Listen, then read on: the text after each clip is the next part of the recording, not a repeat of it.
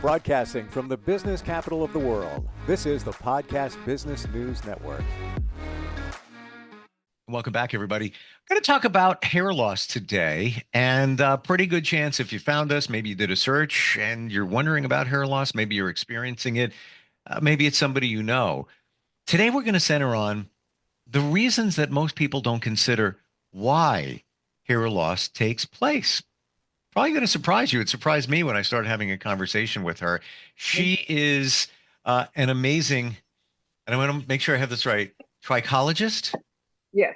I'm saying it right. Okay. That's somebody that helps with hair restoration. And she's got a business in New Jersey and helps people with this all the time. I was blown away last time we got together, and the knowledge and depth that she has, whoa, about this topic. And she joins us once again on the program. It is LaRon Quarles-Wright joining us. Welcome. How are you doing today? I'm fine, sir. How are you? How was your weekend? Good, good. Everything's good. Getting ready for the holidays. And it's, when you hear from somebody, friend, loved one, even if you say it yourself, man, I don't know what's going on. I'm starting to lose some hair. Like right away, it's bells and whistles go off. There's a lot of concern. Hair brings us vanity, confidence, and all of that. What are some of the reasons people lose hair that they might not normally consider as a reason for hair loss? Aside from genetics, many of us, they all know, oh, my mom and my father, my grandfather, my brothers losing their hair. Genetics is always one of the top two. And if it's not genetics, it's usually always stress. So everyone can relate to, had a little bit of stress. I was stressed out. I had an exam. I had a breakup. I had this. And subsequently the hair will, be interrupted in its growth cycle. So they'll lose hair. But some of the top ones are medication, illness.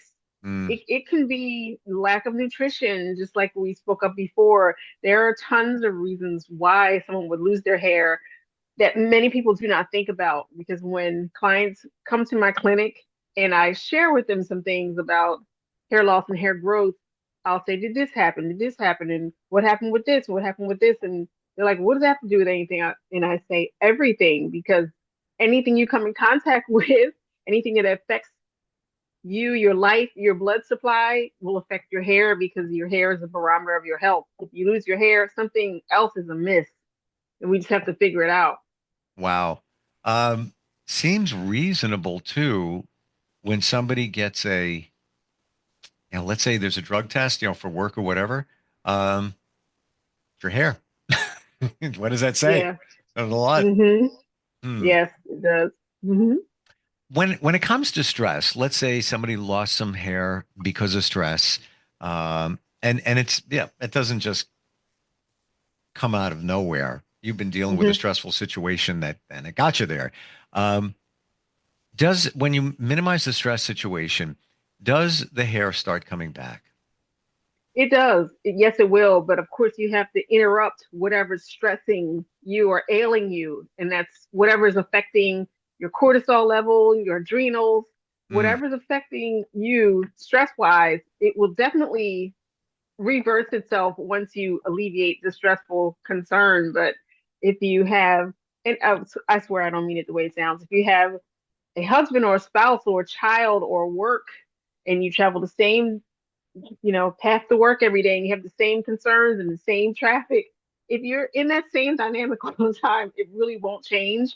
It will just interrupt your hair so much where, depending on what stage of the growth cycle you're in, it will just advance you further into the growth phase where you have anagen, catagen, and telogen, and then exogen, and back to anagen.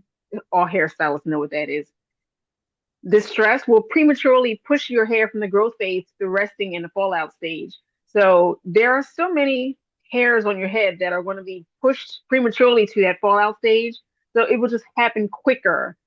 And it will never be a situation where you lose all of your hair. That's very rare. But prematurely, a lot of the hair on your head will be pushed to that fallout stage. That's why it feels thinner and it feels less dense, because, it's been coming out prematurely. But it'll come back. It's just you have to reduce that stress, and then, modify it, mediate it, and you'll be fine. But it takes a minute because wherever your hair was in that growth cycle, it may be another 6 months to a year before that hair that came out prematurely will grow back. And that's what I have to convince everyone and share with them. If it fell out before it was supposed to fall out, it's going to be a while before that hair comes back.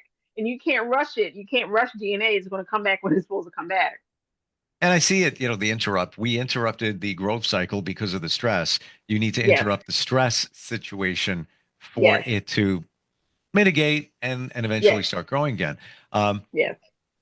that being said, are there things that we should be doing to promote hair growth? Let's say, we all got a lot of stress going on. Sometimes it's, situations like that. Um, you want to be proactive. You know, hmm I know I got stress. I'm dealing with it, but I don't want to lose my hair. Is there things that you can do to foster hair growth?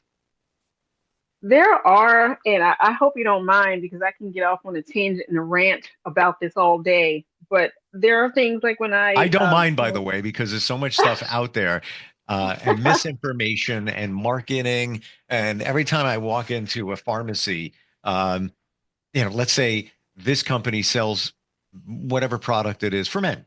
We go there. hmm I walk in hmm the next day, this company that sells this, not for hair growth or anything. Now they're selling product for hair growth, restoration. Like, there's so much out there, and we wonder if it's bogus. So jump on the soapbox if you need to. I know we spoke the first time about some of the contributors and what some of my findings are when I do have clients coming from my clinic. But what I usually suggest is if you're doing this overall, you kind of increase the chances that you have great hair. You have to make sure that you're eating clean because if you eat the same things all the time, Mm, your diet isn't very varied. And you need different things in your diet from all of the spectrum of colors because they provide different nutrients. You need things that are yellow, red, green, purple, blue all the time because you need antioxidants. And I'm pretty sure you've heard of antioxidants, right? sure. So the antioxidants, of course, they prevent your cells that are going to become hair cells. You don't want them to be prematurely exposed to free radicals because that means sure death, sure and sudden death. And we call that apoptosis. So we don't want your cells to go through apoptosis any quicker than they normally would, which is why we tend to lose hair and we lose growth because we're not really creating cellular regeneration. So one of the first things I do is say you need antioxidants. And with the antioxidants, you can get those through anything from great leafy greens, fresh fruits, fresh vegetables, or you can just take an oral antioxidant. Hmm. Next on the list are anti-inflammatories. Everyone needs anti-inflammatories, and anti-inflammatories will just help the body overall. So antioxidants, anti-inflammatories, regular just nutrients, like a good nutritional supplement. Also, we all need pre and probiotic fiber. You need it because we need to keep pushing out all of the bad stuff out of our arteries and veins to make sure that blood circulation is flowing well to all areas of the body, namely the hair. So Hmm. when you have that and you're making sure that you're getting in your good bacteria, that helps your gut. The gut helps everything else. So antioxidants, anti-inflammatories, a great nutritional supplement, and pre and probiotic fiber are some of the heavy hitters as to you want great hair, you need to be getting this into your diet every single day. So anti-inflammatory, right away, I Mm-hmm. think of inflammation, which is a big 2024 buzzword. Um, can we look at that for a second? There are things Yeah, we're of eating course. that hmm we have inflammation from it and don't even know it. Right. Yeah, yeah, definitely. Which part would you like me to unpack? Um, inflammation, what causes it and why should we be concerned? And you know what? I know I spoke to you briefly before we began the call. I wrote a book on inflammation as well because I need clients Ah, to kind of understand what inflammation is. The inflammation comes from a bodily organ. If you could kind of follow along with me, it comes from sure. a bodily organ. So if there's too much inflammation in the body, then the body starts sending out messages, chemical messengers, and cytokines. Cytokines start doing things and interrupting cellular growth and processes.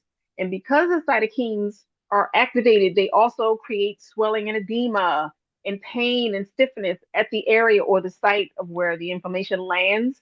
So I'll tell all my clients when they come in, sometimes clients will come in with an associated ailment called trichodynia, and that's just extreme scalp pain. But scalp pain precedes a lot of other hair loss issues and scalp ailments. So when you hear that you have trichodynia, I know something is amiss. I need to get some things into your diet. I need to help you remove and eliminate some things because the inflammation will interrupt the growth process and will eventually cause hair loss in some people. So the inflammation that comes from a bodily organ, if you kind of understand from our last conversation, let's take digestion. Supposing, because we're holistic practitioners, suppose that you came into my clinic and you were complaining of rapid hair loss or an onset of some hair loss. And I said, well, tell me, what do you eat? You tell me what you're eating. And I'll say, what experience are you having with what you eat? Oh, I'm having nausea. I'm having flatulence. I have some problems when I eat. I'll say, what is your blood type? And you'll say, oh, my blood type is type A or type AB. And I'll say, but you're eating protein and meat? And you'll say, yes. And I'll say, that's where your inflammation and your pain is coming from because you're not supposed to eat meat. A type A or an AB doesn't have the stomach acid to digest protein. So if you're eating a lot of protein, your digestive system will cause you a lot of inflammation. Are you following me? I am. And So why doesn't anybody talk about this? Like, they do, but in holistic circles, we talk about this. But as far as wow. physicians are concerned, oh, that's nothing. It doesn't mean anything, and that's not a real thing. It is to us. It is because as soon as my clients change it, they feel better instantly. So I'll say to them, if you're having these issues, if you can't digest it in the top, you're not going to digest it in the bottom. So it doesn't matter what you do, your body is not made to digest meat. So certain type A's and type ABs really should lean on maybe turkey and fish and something where the protein isn't so dense that you have trouble breaking it down. Because once you try to break down beef and pork and lamb and veal, muskrat, moose, anything else, your body's going to cause inflammation. The inflammation will cause cytokines, inflammation everywhere else, and for you, it may cause hair loss. Wow. Yeah, Wow. so type B's and type O's really could have a more protein rich diet, but type A's, AB's cannot. So for me, it's the digging. All I need to do is spend 5 minutes with you. I already know where your information is coming from. I can look at your skin. I can, listen to you. I already know where it's coming from. Again, nobody talks about this. I hear the word Hmm. inflammation. Once you get past what it is, people think, oh, I banged my arm. It's inflamed. Yeah. No, we're talking Hmm. inside your body. Um, and we may be doing harm to ourselves in terms of that inflammation, which leads to hair loss by eating what we think. Yeah, I would think I'm going to have a steak. I don't have a steak that often because I don't want to Right. overdo red meat, but I don't Hmm. know, maybe once every 2 weeks I'll have one, or I'll have some kind of meat every fourth day or something like that. Maybe that's not a good thing. I don't know. I'd have to look at so here, I don't know if you can answer this question, but Yeah. Hmm. when you do labs, I don't even know what blood type I am. Don't laugh. Hmm. Hmm. But when No, you, that 80% of the clients that visit me do not, and I perform testing here. how would you know, like when you do labs, where is it always listed on your labs? No, that is a premium service. Your lab will never tell you what it is. It's no need for you to know, so they're not going to ask. They don't really care unless something happens as an emergency. Then you need to know. But unless you have known or you have your card, that's like 80 to 90% of the clients I service don't know their blood type. That's why I test it. That's an awkward pause for insurance Yeah. companies. Yeah, I mean, because it's like on a need to know basis. You don't really need to know unless someone specifically needs that information. So, And yeah, so you would think that that would just be a normal, hey, we're going to add at the top of the test, blah, blah. Because right. I recently had labs done and they actually messed up and lost some of the blood. I don't know. I had to go back again a week later. So now it's fresh on my mind. I was just going to log in and see, well, let me see what blood type I am. I always wondered, Right. but I didn't. Thank you for Right. sharing that. Hmm. Yeah, yeah, it has to be requested. And of course, I'm sure they'll charge you for it. And even if your Yeah. labs are covered by insurance, it's always, most of us, I get mine back and it's covered by insurance to a point. Then it's for Yes. this test, 395, that test, Yes. 422, and it all adds up. But whatever. Yeah. Wow. Hmm. Um, tell me about that book. So you have a couple of books? I have one that I wrote that's called Inflammation, and then I have the second one that's called The Top 5 Reasons Why Your Clients Are Losing Their Hair. And the inflammation book, that's all about what things you can do to stave off inflammation, like what things you can eat, where it comes from, what inflammation is. And then the second book, of course, I'm leaning more into hairstylists who need this information, who will never even have a clue that they would need to know this. So I'm trying to kind of bring them trichology information without them even knowing that that's what that is. So I'm trying to help people Yeah. like I needed the help. When I started this journey 20, 25 years ago, I didn't know this. I didn't come to know this information until 2010, and no one told me this. I had to kind of figure it out myself. Laurent, I've done podcasts on inflammation before with deep holistic people. They didn't explain it like you're explaining it, and it was always my impression that if you eat certain things, it can cause inflammation. Things you Hmm. obviously shouldn't be eating. That's what I'm talking about. Right. Yeah. And certainly, our food supply kind of tainted with pesticides, et cetera, et cetera. So you want to be careful there. Maybe organic fruits and vegetables where it makes sense, but Yes. never heard how, depending on your blood type, eating certain things can cause inflammation, Yeah. because it's our, understanding. Well, we need protein, so meats are a good source of protein, but if you don't know, you don't know. So, wow, thank you for Yeah. even bringing that point up today. What You're got you welcome. what got you interested in inflammation, the holistic end of all of this? There are some people that just work on hair loss and the vanity side of it. You're Hmm. working the other side of it as well, in terms of identifying the cause and lifestyle and health and all that.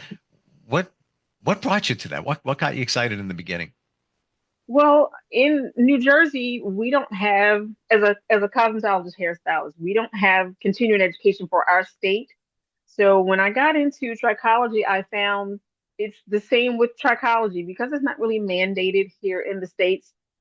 No one cares whatever you do if you ever take another course in trichology. But in order to serve people well, I had to keep going. And anytime I would meet with a client, I would find that there was just so much more I needed. And a lot of people that I serviced the first half of my trichology career, I know they were underserved because I didn't know enough.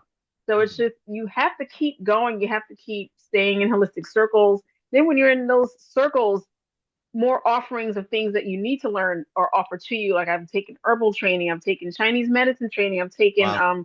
auricular therapy. So there are just different things that you have to take so that you can serve your client more and better and more efficiently. So I kind of just had to keep taking things and learning different things. And I'm like, wow, it is very interesting. So I'm able to serve the client in a different manner. Do you find that once you start down the road of holistics and helping people, you get addicted to learning more? But yeah, that's kind of always just been my MO because I'm a extreme tea person and I'm a science girl. So I'm a nerd. I just love information and drives my husband nuts because I'll come home and I'll just say, you know what? I learned this today. He's just like, oh no. Because I'm a learner. I just love learning stuff. I don't even care what it is. Like it just depends. Something's hit me. I'm just a lifelong learner. Learning is great in that regard, but when you can learn something that can help others, isn't that just the ultimate feeling? Yeah, yes, it is. Yes. Mm. Got a couple of minutes left. Tell me Yeah. a journey with somebody where, and again, we don't know who they are, Hmm. where they were dealing with something. and you can identify it, and then you took them to the point where their hair started coming back. Oh, how about can I share something along the lines of what we were just talking about? Yeah, Her hair did not come back, but I really have something piggybacking on what it was I just shared with you. sure, sure. So, many clients don't understand hair growth and holistic health and things the way we do. Because I've been a hairstylist and a trichologist for a number of years, I can look at you and listen to you and tell you what it is you need to change almost instantly. And I almost have to draw back off of people because I can walk up to someone and say, if you just change this or put this in your life, this could help. Because I can look at people and I can tell by the manner of hair loss that they have that something is wrong. Because hair loss for male pattern baldness is very identifiable, is very symmetrical. And when I see it in a non-symmetrical pattern, I know something is off in a particular area of the body almost instantly. So I say that to say, as soon as my clients come in and they have filled out their pre-information before they visit with me, I kind of already know what their problem is. I had a young lady, 23, nursing student, who came to visit me, who had a full-blown alopecia areata. When a young client like that visits with their parent, I already know it's going to be a problem because if the parent doesn't agree, or if a client brings a wife or a husband, the consultation will not go well because if the other party doesn't accept what I'm saying, it's not going to go anywhere because you understand what I mean so Yep, far? yep. So this young lady brought her mom and she said, "Oh, I've been losing my hair off and on, for the past 5 to 6, 7 years." She was having some really, really bad issues as a teen. When she got to college, she was having some severe gut issues. So I said, okay, I know that's where it began. And she told me all that in her preliminary information. So she said, I had problems with it, coming in and out of hair loss. I had severe gut issues, but I totally lost all of my hair when I was 21. I said, okay, I got it. So I asked everyone before they attend, what's your diet like? What do you eat? Told me everything she was eating. I said, what's your blood type? She said, it's type A. I said, that's your key right there. We strengthen your gut for the next 6 months to a year. You eat everything that's recommended for an A type, your hair will come back. Her mother said, that's absolute nonsense. That's not what it is. I said, ma'am, the allergic reaction, the maladaptive response her body is giving towards the meat she's eating is her reason for having all of this upset. Her body's not designed to eat hot dogs, subs, chips, hamburgers. That's not what her body can digest. She can only digest type A foods, which are fish and a vegan lifestyle, vegetarian. I said, I promise you, you strengthen her gut, you do what I asked you to do, her hair will return because she had like peach fuzz, which I know she could probably regenerate the hair back. But her mother was just like, I have not heard anything like that. That's not going to work. I said, okay, ma'am. Believe me, Wow. this is what it is. I said, you're going to continue having rash, eczema, allergies because it's called the mast cell response. Your body does not like meat and it's a trigger for her. That's how alopecia areata begins. It comes from some sort of mast cell response, which is a trigger, an immune system reaction. And I said it's increased in strength by the stress. So she stresses about exams and this and that and about life. I said it brings it on. That's it. But I said you have to change the core, and it will take a different dynamic.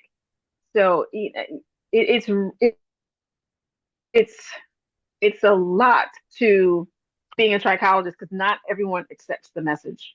Wow. And your message seemed very reasonable, and it's based on science. You know the blood type, how that correlates to what you should and should not eat. Wow. It's almost as if you're like, you ever see like a FBI profiler? You are like a follicle profiler. That's what you are. It's pretty cool.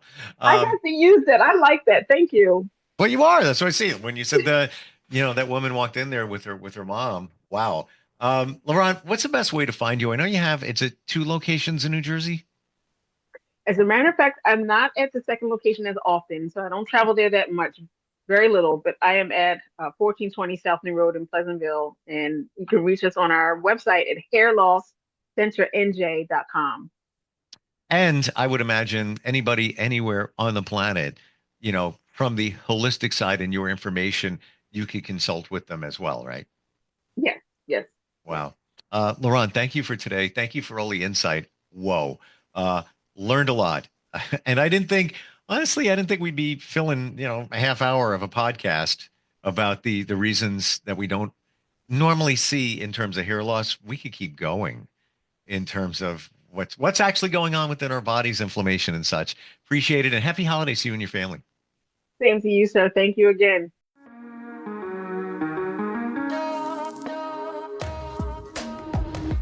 Broadcasting from the business capital of the world, this is the Podcast Business News Network.